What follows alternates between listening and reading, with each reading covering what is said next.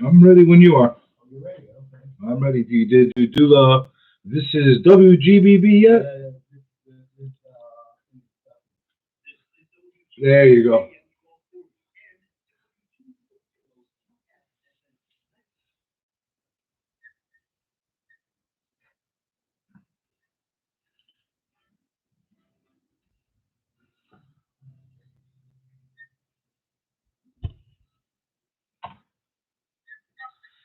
Hello, good evening, and welcome to the Real Estate Plate. As always, I'm your host, Nick Sakalis, coming to you live from the WGBB studios here in lovely Merrick, New York. And as always, I'm here ready to talk a lot of real estate and everything else surrounding the real estate world. And just like every time, I think I got a lot to say and don't know where to even start from. But we'll get into everything. One of the things I want to make sure that everybody listening right now knows that I am not a lawyer. Whatever I say on the radio, on the video, is coming from my own personal experience, my thought process, my expertise. But if you have something that's a related legal matter, I strongly suggest that you talk to an attorney. Don't just go off of what I say or whatever anybody else says on the radio or anything else. Even if it is an attorney that's on the radio or on TV or any other platform that you're listening to, take it with a grain of salt and make sure that you actually get the right guidance that you need. Now, that being said, I want to dive into a few things that have been coming to my attention of late. But before I get to that, I want to thank every single person out there that's been sending me emails, messages, birthday wishes. Thank you very much. Thank you for all the kind words. People really warmed my heart with some of the messages that you put in, and I appreciate every single person out there that took the time to write something for me. Um, I know that through the social media platforms that maybe sometimes I don't get to everybody immediately, but I promise you, if I haven't gotten back to everybody with response, I will get back to you as soon as humanly possible. Because sometimes you can't really monitor how quickly people put the posts on, that kind of thing. So just making sure that I acknowledge everybody and I thank everybody for all the kind words. And on that note, I'm just going to do the thing that everybody on social media does because I keep getting pressured by everybody to do it because they say you have to build up your following, your subscriber base, and that kind of thing. So I'm going to tell everybody while you're getting situated right now, grabbing your cup of coffee to have an hour with me on the Real Estate Plate, click a like, subscribe if you haven't, and get ready to put some comments down. Because, as usual, I'm sure I'm going to have some kind of trigger points for some people to actually comment on. And if you feel that you want to actually have your voice heard on the radio and on the stream, feel free to give us a call here at 516-623-1240. And again, 516-623-1240. If you hear my voice, I'm kind of losing my voice. Been talking a lot lately. I had a full live stream yesterday with a landlord roundtable. And if you haven't caught that stream, I strongly recommend, as soon as this live stream is over, you go and check it out. It's the one that's labeled Landlord Roundtable. And what was the premise of that video was I was on with a group of landlords, majority from New York, scattered throughout the state. basically talking about their situations, talking about the severe mandates and hardships that have been put on them due to the eviction moratorium. And I can't even do service to a lot of the people that have spoken on that roundtable. You really need to check it out and see some of the stuff that's happening. I mean, it's completely heartbreaking.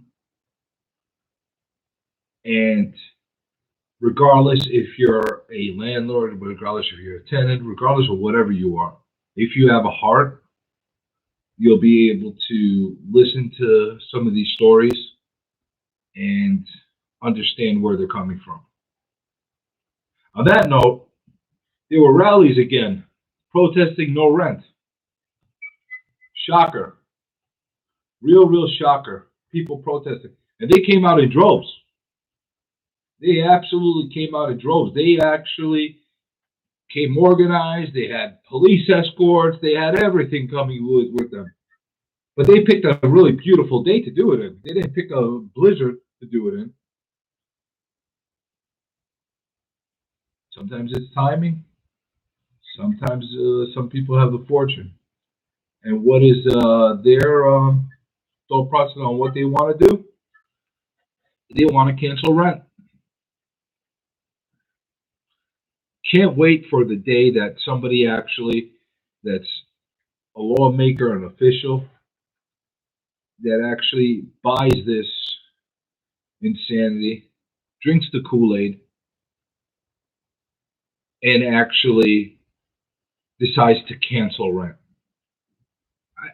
The ripple effect that you will see in the economy will be of epic proportions. You will see things that nobody could believe would be able to happen. It won't happen. They're just basically going to screw the landlords of a lot of rent that they deserve, cost them a lot more money, and then go back to business as usual. That's what it's looking like. But I'm not going to stop talking about it, and I'm not going to stop advocating for landlord rights. Everybody knows that that's been a real big driving point for me for this past year, and I'm not going to back down. And on that note, I want to basically call out some of the realtors and real estate agents out there, brokers, real estate professionals. As a community, as realtors, often they get behind a cause. And it could be a very good cause, like a charity fighting for breast cancer. Like right now, we're going into that type of a month right now where everybody's picking up their causes that they're going to campaign around and advocate for and try to raise some funds. And it's a beautiful thing to do. It's a great thing to help people that really do need the help. And it's a absolutely necessary thing for our society to keep increasing research and build up funds to help people that don't have the funds to be able to get procedures and therapies. And I'm all with that. And then you have other groups that are for, animal rights and that kind of thing. And they, you look for the welfare of animals, take care of animals, adopt a pet and that kind of thing. And that's a novel thing too. You don't want a bunch of pets that don't necessarily have a home, that we kind of put them in that situation by domesticating them when they should have been out of the wild or whatever the case. But that's a whole different story, and they need the support. But the point that I'm trying to make right now, and the problem I'm having with the realtor community and the real estate professionals out there, is that there's not enough of them being vocal about matters like this, like the eviction moratorium and landlord rights. And that, for me, is a major, major problem. And I find it hypocritical from a lot of my peers. And I'm calling you out. If you feel that I'm putting you in a difficult kind of situation by calling you out on this, or you feel that I'm out of place about it, feel free to call it. Here's the number: 516-623-1240. Trevor will pick up the phone. He'll patch you in. You can voice your opinion. You don't want to voice your opinion, you could put a comment down below, and I'll answer it at that point as well. But my point is that you are people that are representing the real estate business. You do sales, you do transactions, you do rentals, you deal with landlords, you deal with tenants, and it's all part of the fabric of your business. And there's clearly something really wrong happening right now. And I'm only seeing a fraction of the realtor community speaking up about this. Now I get it. Some people that are completely tenant reps, they are hesitant to do so because they don't want to lose business from potential tenants down the line. They want to stay neutral. They don't want to say a thing. But what's happening right now, a critical part of our real estate business and the real estate infrastructure is being attacked. If you think as a real estate agent, broker, you're beyond this and it will not affect you, think again. It will absolutely affect you. And you'll see as time goes on. And towards the end of it, you're going to see a lot of people jump on the bandwagon and pretend they were advocating for all this time. But I'll tell you something. I'll break it down and make it real simple for you. You want to sell that landlord's building, right? You want to get the business from that landlord. This person, woman, man, corporation, whatever it is, that owns this building or these properties are suffering right now. They're in a real mess. You, as a realtor, can combine with the entire rest of the realtor community and real estate community and speak up against this. Just here on the island alone, we got about 27,000 members. There's a lot of voices. Why do I feel like my voice is the only voice that's talking right now? Trevor, have you heard anybody else really talking about this? No. It's a few of us. We're scattered. What is everybody so afraid of talking about? Why are you afraid to speak up and fight for a vital component of your business? I don't get it. I don't get it.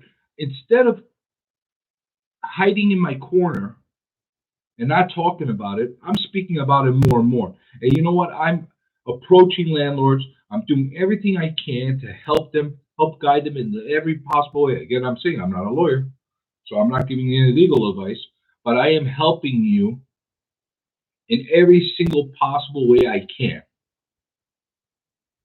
As a homeowner, as a landlord, even as a tenant.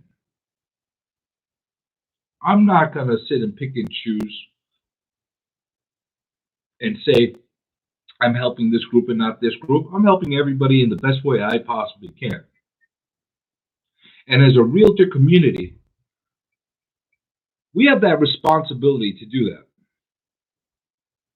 We absolutely have that responsibility. And if you feel that you don't, and it's not your problem, shame on you.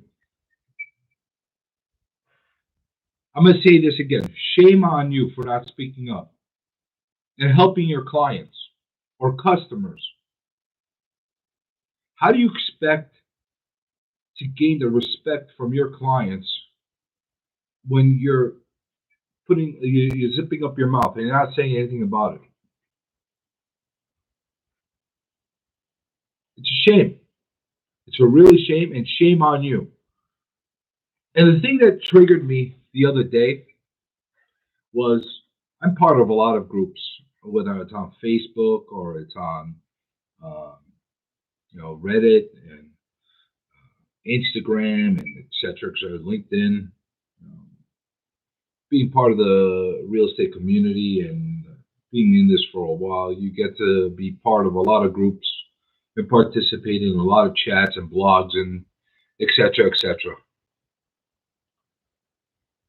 And there was one question that was posed on one of the realtor groups. I'm not going to point out which one. Even if I did, it's private. Nobody could really see it. That's from the public. This is only for realtor eyes because, of course, they don't want you to see what professionals are saying between themselves because it wouldn't look that great. So the question went along these lines. Should your real estate agent have owned or sold their a home in the past? So I'll make it even simpler for you that's listening right now. If you're working with a real estate agent to buy a home, do you feel that real estate agent should at one point have owned a home or owned and sold or still owns a home? It's a good question. And if you're listening right now, please put a comment and answer that question for me if you can,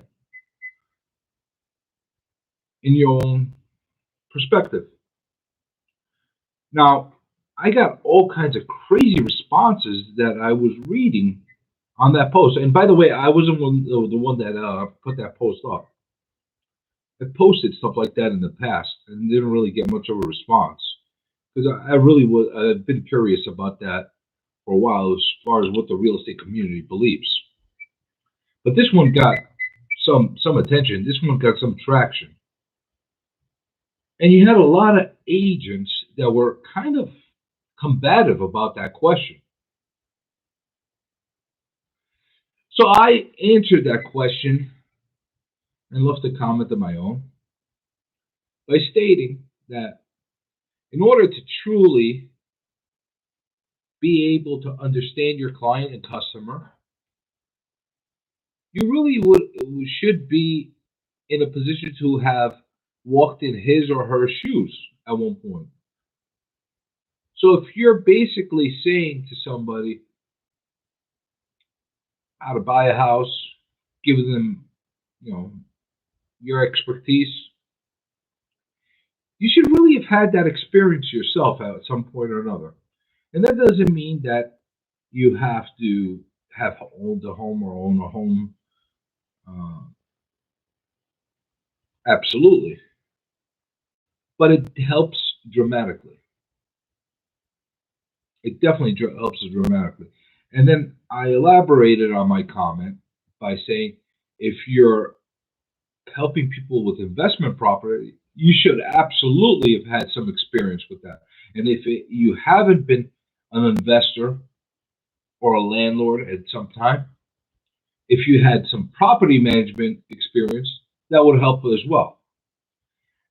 And I finished off my thought by saying people that are new to the business and never owned a home should start off with rentals and work their way up to sales. Now, I thought this was a very thought out comment, a very direct and logical. way to approach this question.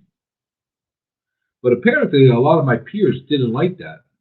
And they didn't necessarily agree with that perspective. And, no problem. We could agree to disagree.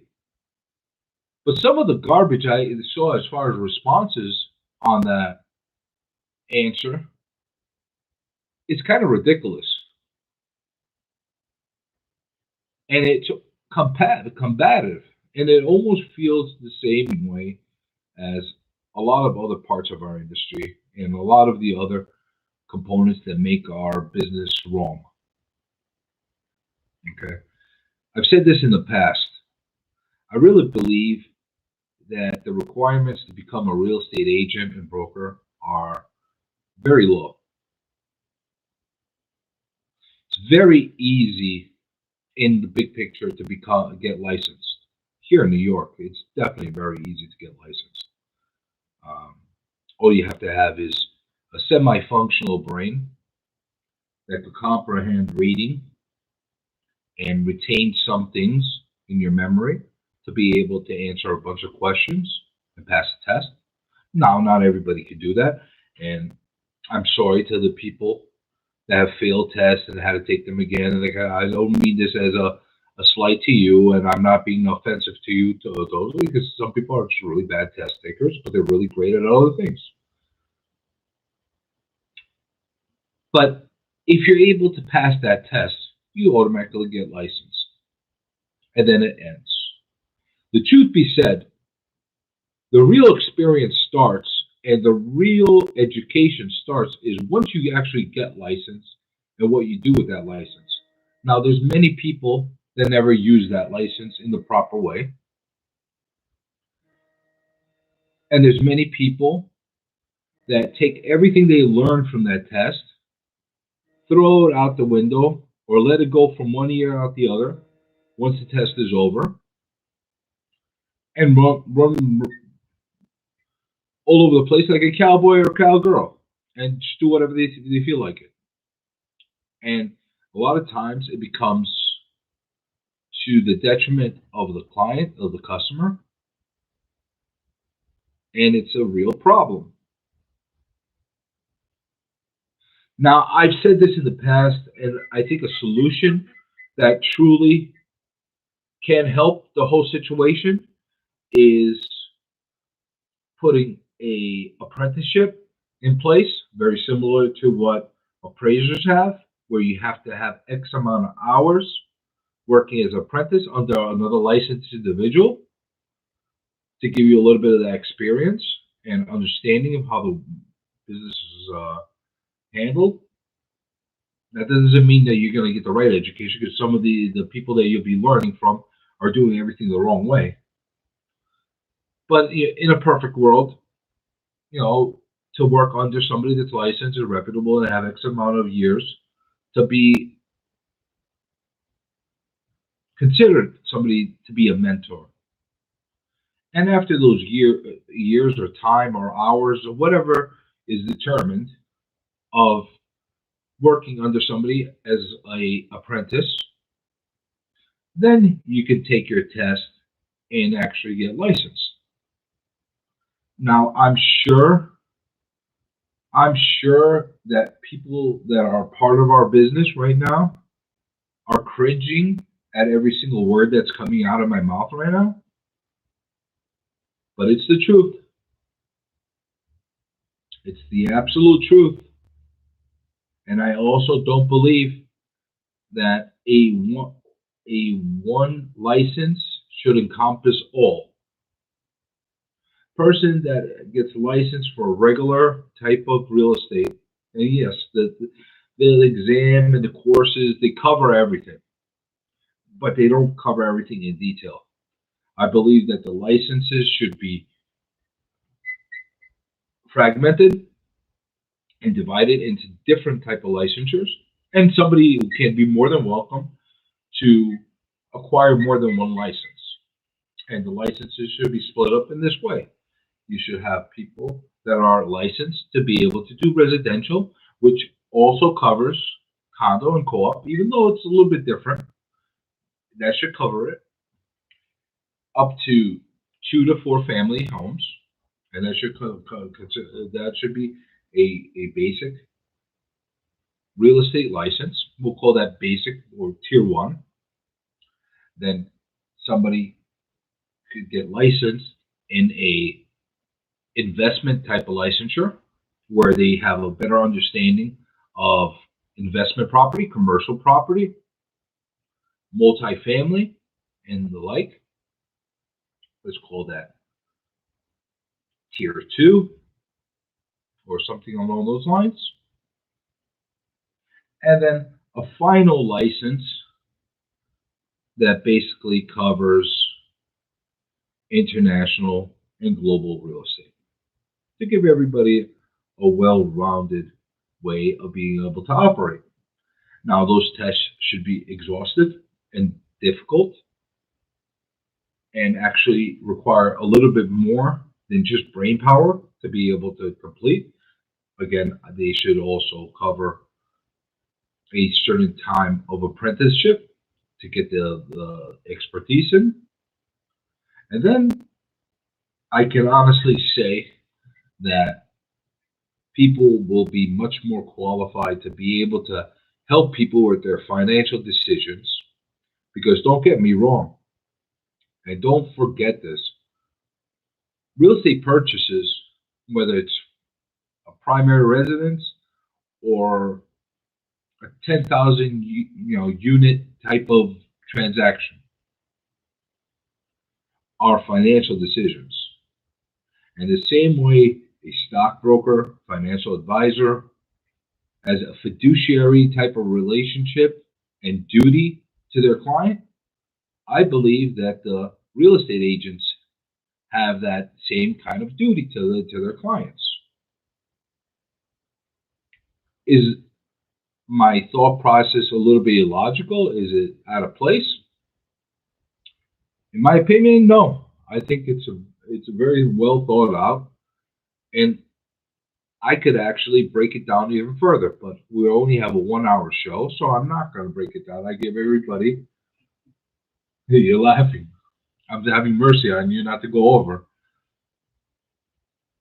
Actually, what am I saying? You're going to shut me off if I go over.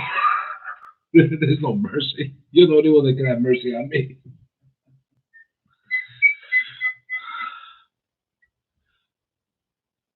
But that being said,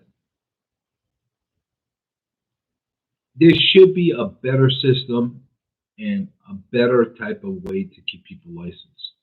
And they're talking about possibly adding another 2 hours to the continuing education that is required by licensed agents every 2 years. Right now, it's currently 22 and a half. I believe they want to bring it up to 24 and a half or 25. If anybody knows the exact number that is being offered out there, please feel free to actually put it in a comment. What's 24, 25 hours really? All right, you can learn some stuff. A lot of times, agents basically sleepwalk through these type of continuing education courses. There's a lot of stuff that keeps getting regurgitated over and over again.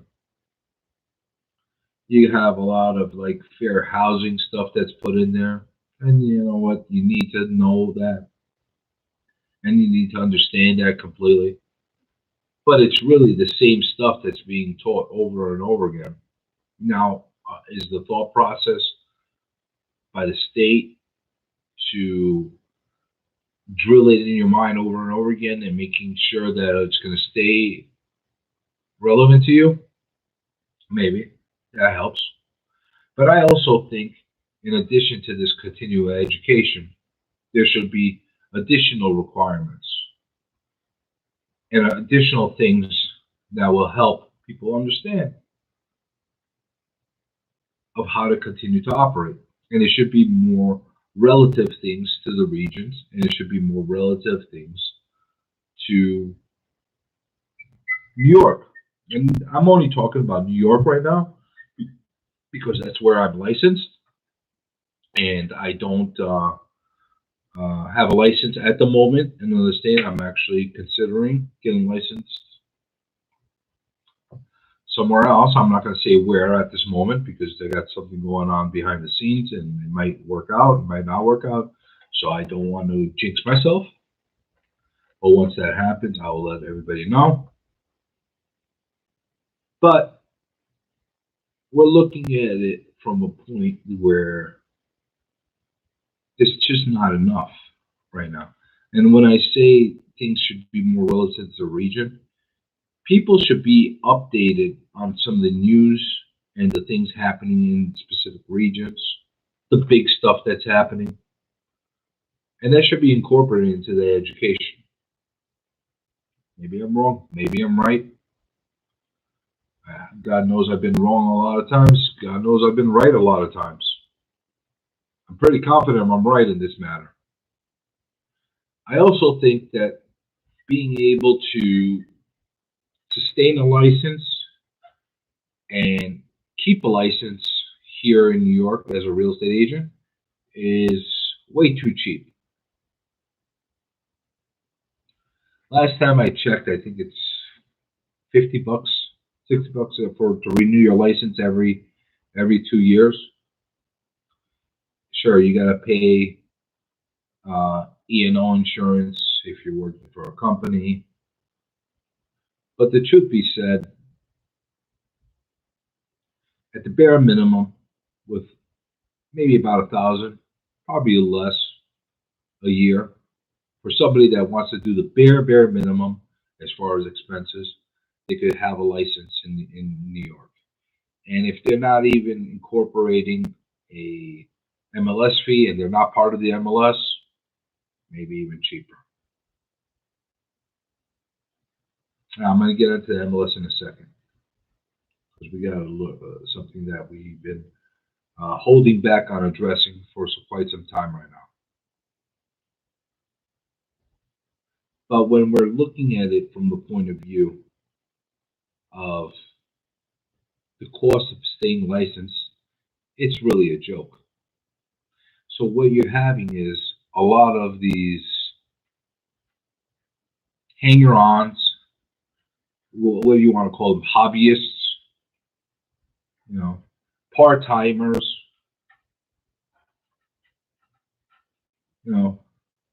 stay-at-home moms, stay-at-home dads that are basically working a couple hours a week, maybe.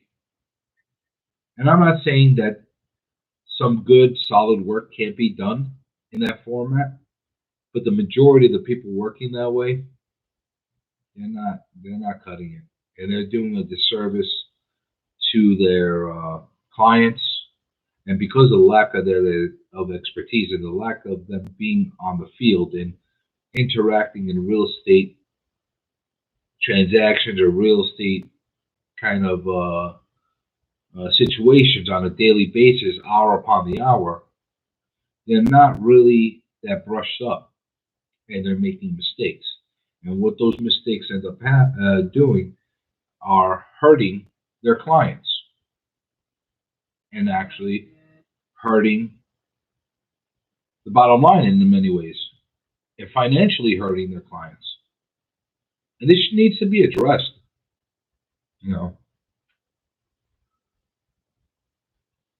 If everybody's interested and wants to talk more about this topic, I'll set up another show just on this, and I'll elaborate a little bit more. But I just gave you the gist of the way the real estate market is structured right now. But on that thought, I'm going to segment over to what's going on with our MLSs. Now, a lot of people know that real estate has been on a heavy attack by the state, by the Senate here in New York. Overall, politicians, officials have not been looking very lovingly towards the realtor community, the real estate community, and has been taking it out on individual brokers and agents. And in some to some extent, they're right to do so because you have a lot of individuals, a lot of small brokerages, and some even big brokerages that have been doing the wrong thing. They've been um, partaking in illegal acts, not working the right way, taking advantage of their clients, in some cases discriminating against their clients. Everybody knows about that Long Island Divided article that was done by Newsday a while ago, and that basically blew up everything and got everybody to get investigated even more and more. And some of the people truly deserve to be investigated, and so some of the people truly deserve to lose their licenses. Sorry, some of the people that got caught, I vaguely know from the business, and if they were doing the wrong thing, they should get their licenses taken away. I'm sorry, I hate to say it, but you did the wrong thing. But if you're doing the right thing, you're getting penalized right alongside with everybody else, and that's the typical way of being able to set our structure and to mandate a certain sector of the business or economy. Everybody's going to pay for everybody, or for the few that make major mistakes. I get it. Investigate, do whatever you have to do, and if you're in the right, do what you have to do. But if you're in the wrong, please stop penalizing and hurting the realtor community, because they do supply a service that is necessary to the public, and they're needed. Now,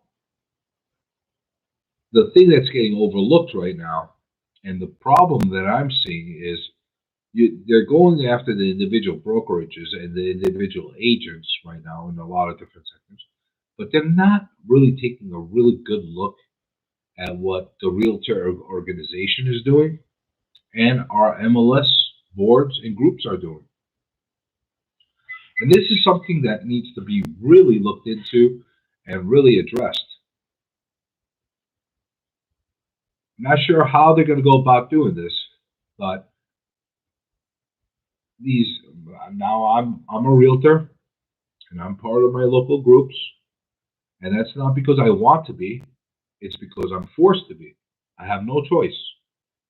Otherwise, actually, I do have a choice. I could be a small independent broker that is not allowed to use any of the resources out there in order to be able to work at an optimal level. So at this point in time, I'm stuck, and I have to deal with what's given to me. That could change down the line, and I'm hoping that it will change down the line. And maybe if there's a politician or an official that's watching this video at this point, maybe they could grab a couple things that I say and run with them and actually do what is really necessary to do. So one of the biggest issues that I'm seeing right now with our local MLS boards is they are a pure monopoly. They're basically structured in a way where you don't have any other options, and they don't allow you to have any other options. And I'm just going to be very clear on what I'm talking about. Right now, the way the board says, if you're a realtor and if you're part of one of the larger brokerages, you have to be a realtor. That's part of their setting. If you're a realtor, you have to be part of an MLS board in the area. Why? Because they say so. Okay. In order to use that MLS platform, which is the multiple listing service where everything gets listed and circulated through the brokerages, you have to be part of those groups. Consider it almost like a union, involuntary unit in many cases, but consider it to that point. They take dues from you. They basically say that we're fighting for this, we're fighting for that. They give you some services, you get some discounts being a member with them, and there you go. But that's not necessarily where this ends. The problem that I have, and the problem that is really blatant right now, is there's a law here in New York that states that you have the right to be able to join any MLS you choose to, regardless if your office is affiliated with another one. Now, there's a little bit of a catch, a little bit of a catch. In order to do so, you must be part of a local board. Now, here's the problem. If there's only one board in your region, what do you do then? You're stuck. You have to use their resources. You have no choice. I've even looked into actually starting up a separate board, and I keep running into walls, and it's extremely difficult to be able to figure out how to be able to set up a new board that will allow you to use a different MLS service. There's a really functional um, secondary service that we could use as an MLS service, which is New York MLS. But we're forced to continue to use Long Island Board of Realtor MLS because they're the only ones that have a board. It's a little bit of a catch-22, and it's a little bit of a blatant type of monopolistic method, and it's actually a setting that is um, getting very, very ugly right now. You know, you're going to have a lot of the officials today. They're going to go after many people, individuals. They need to investigate the boards, and they need to investigate the guidelines as far as this part of it. There's also another thing that is verging on the precipice of being antitrust or price fixing. Now, I'm going to say some things that are basically, the secrets of the real estate community and that kind of thing. And I'm sure I'm going to have a lot of the peers that are listening upset of why I'm saying these things and that kind of thing.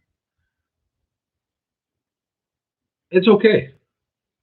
You can be upset with me because I'm basically just saying the truth.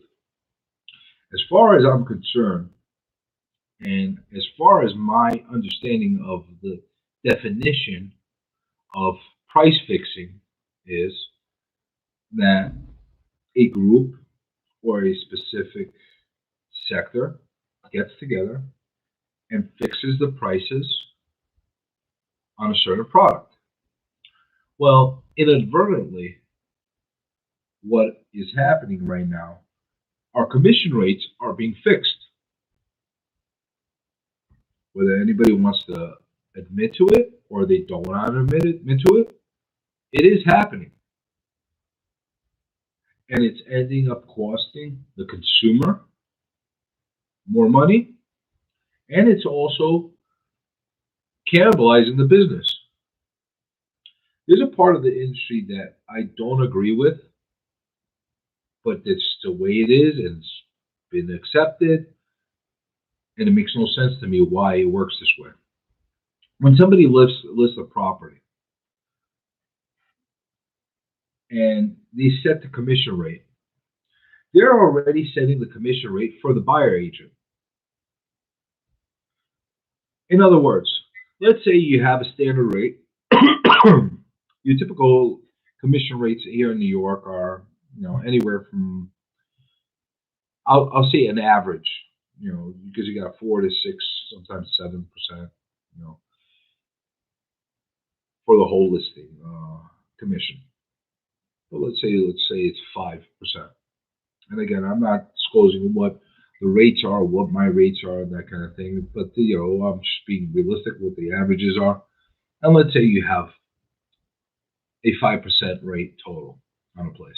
What typically is done is you're typically giving out 2 to 2.5%, right around half or 60%, 40% of that listing. Because don't forget, the majority expense actually goes to the listing agent because they're the ones that are marketing and advertising and spending the real money. It's the buyer agent that's really just bringing their people in and not actually having any um, advertising or marketing costs that's connected to them. So you're typically giving out 2.5% out of that five, let's say, to the buyer's agent to bring you their buyers, and you're paying them as a seller. Well, I don't know why this makes sense for somebody to have to pay somebody that's negotiating against them. This doesn't make any sense to me. I like to clear my lines with people, and I like to have a definitive role as far as how to be able to represent my clients in the proper way. And I always feel that um, protecting my clients and helping them in the best possible way would be by representing them solely. And normally and usually in those cases, I'm representing my sellers. On occasion, I do buyer agency, but not as often as I used to. As a seller's agent, my commitment is solely to my my seller, the homeowner, the property owner. Why am I trying to convince them to pay the commission of somebody else that is going to do everything they can to bring down their price? Doesn't make any sense to me. Makes zero sense to me. And there's a clear problem with agency disclosure. Right now, we as a real estate agents, we give out a agency disclosure, which indicates are we a buyer's agent? Are we a seller's agent? Are we a landlord's agent? Are we a tenant agent? Are we a dual agent, which represents both sides, which is, in my personal opinion, a very dicey type of role to go to, and I don't practice in that. I don't like to do dual agency. The only time I would ever be tempted and ever be put in a situation where I'd have to do dual agency, in my personal opinion, the only time I would be really pro doing it is if I have a listing and let's say somebody I know well comes in, or somebody that's a friend of mine or a cousin of mine, or they really want to buy the house that I have listed. Then I got to turn around and tell the owner that I know this person. It's a family member. It's a friend.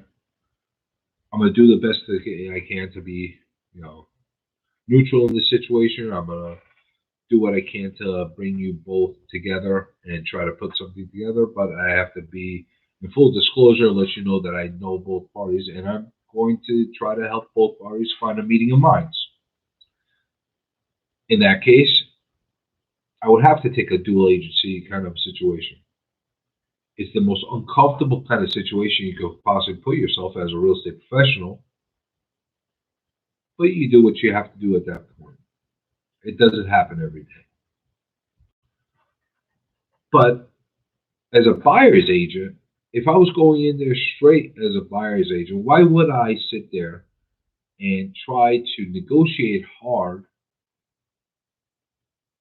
to fight for my client and then demand for the seller to pay me too?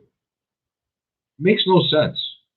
The client should get paid by their buyer, and I'm sorry, the buyer's agent should get paid by their agent, and the seller's agent should get paid by the owner. That's the right way to make it work. And that would actually help keep the commission structure on a better level. It will pass some savings down to the consumer. And at the same time, it will help bring a normal type of situation without bringing a lot of gray into it. Because right now, the way it's working, there's a lot of gray. Well, who are you really representing? Are you representing the seller or selling the buyer? How many times do you have a situation where you have a seller, a listing agent that ends up finding the buyers on their own? And there's always a doubt in the mind of that seller. Are you doing the right thing for me? Because you brought them in directly. Are you just trying to fight me down on the price? Best to avoid these kind of situations if you can. And if it was a strictly defined role of who's representing who, and the person that is hiring that agent is actually compensating and paying them, it would change a lot of things. And it would also change the way negotiations are done. Now, why did I get into that aspect of it? Well, here's the thing. Through MLSs, in order to list a property, you are dictated to put a certain percentage or compensation for a buyer's agent through there.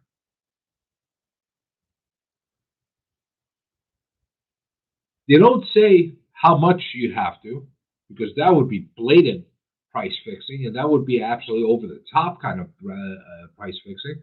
So we can't do that. They're too smart to do that.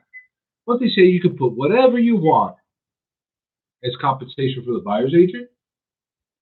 And if the buyer's agent is comfortable with that, they will bring their buyers and you possibly make a deal to happen. But here's the problem.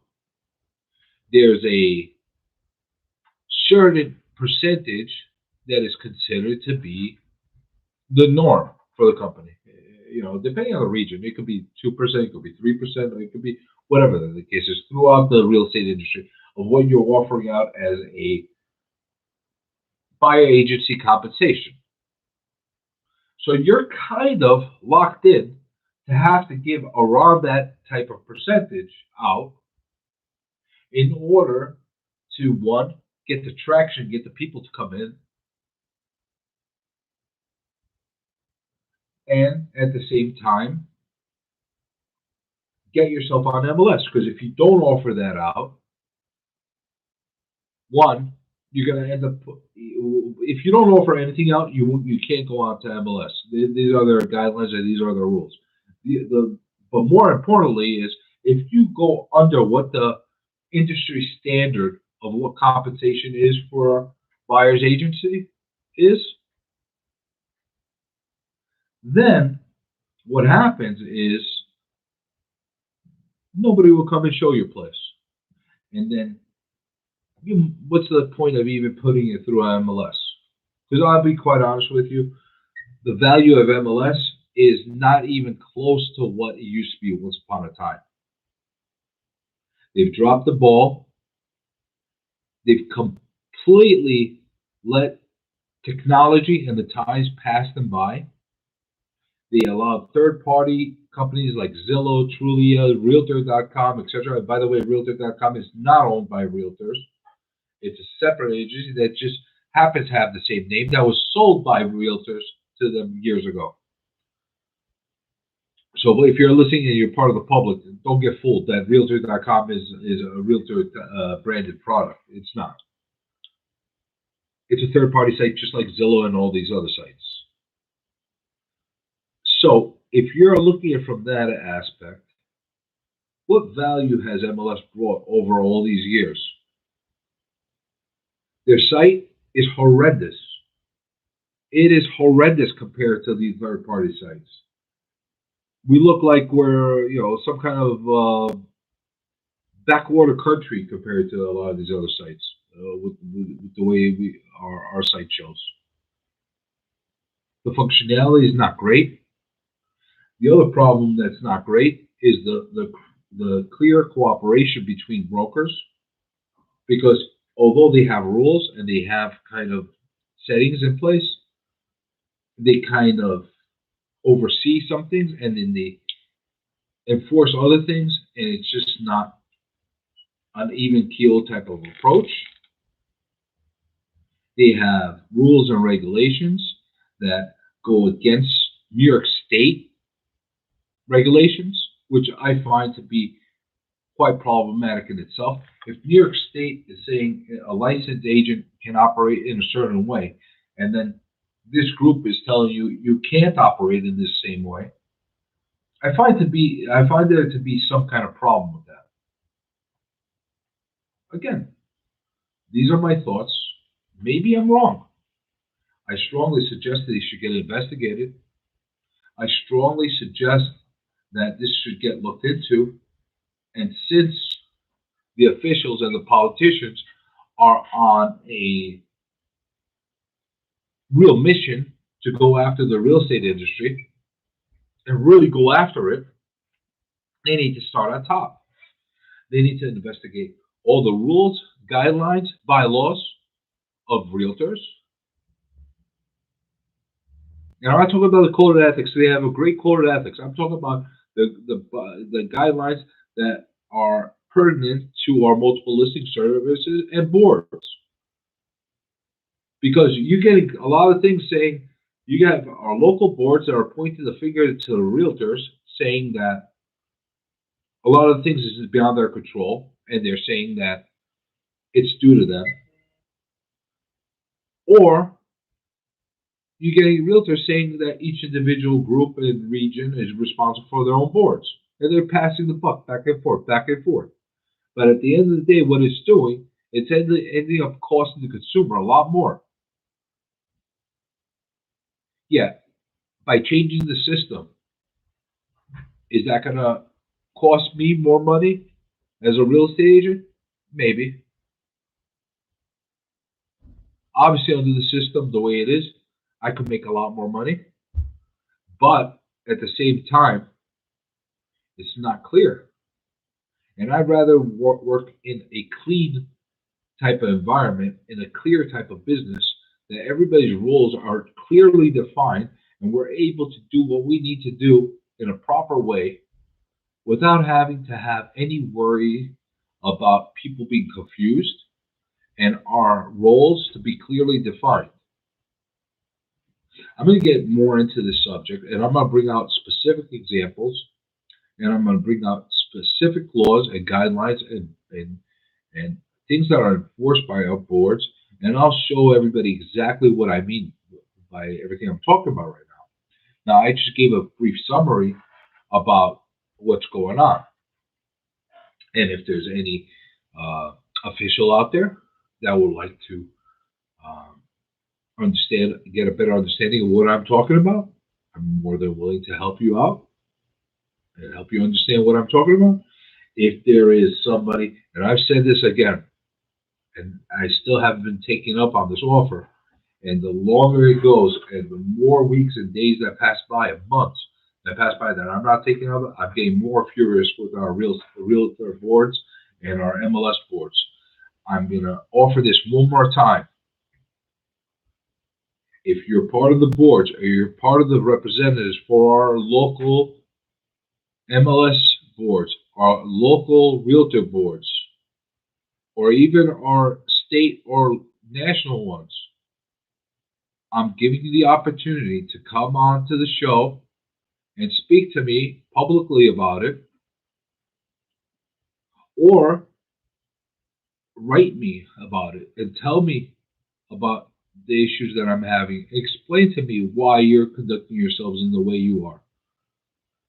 I'm done begging and trying to get answers from agencies and boards that are just stonewalling and giving you lip service. I'm not going to play this game anymore. So if you want to address this, and I promise you, I'll come even keel to you. I will come to you in a way that's reasonable, logical. I will not attack. I will give you your opportunity to speak, and I will give you a platform where you can actually give your side of the story, because I really believe in that. I think everybody deserves to have their story told. And if I'm wrong, please correct me. And I'm not big enough. I'm not that big to take a stance of not admitting if I'm wrong or not. So I will promise you to give you a fair platform. So take that opportunity, because the longer we go without you taking that opportunity, the worse it's going to become. You need to be able to speak up and talk to your members and to your boards and explain to us what you're doing. Because I got into the whole Zillow thing, how you sold this out to them and all the other third party sites, and I'm going to continue to get on that. Just because I have been getting on this landlord rights movement, and I've been combating the eviction moratorium, and that's been in the forefront, and I've been going after that 100%, and I've been really focusing on it, does not mean that I will neglect everything else that's important to our industry. And this is something that's super important to our industry and needs to be addressed, because things are not working correctly. There's definitely things that are wrong going on right now, and they need to be addressed. So on that thought, I think I gotta get off because Trevor's gonna kick me off right now. Quick note: anybody that's on the tenant side that wants to give their side of the story, I'm opening the platform to you as well. I could do a tenant roundtable the same way we did a landlord roundtable. I'd love to hear your side of the story of why you want to cancel rent, and what do you think that the effects of canceling rent will be. Until then, have a great week. Make lots of money in real estate. I'll be back with you, just like every Monday, 6 to 7 p.m. Have a great night and be well.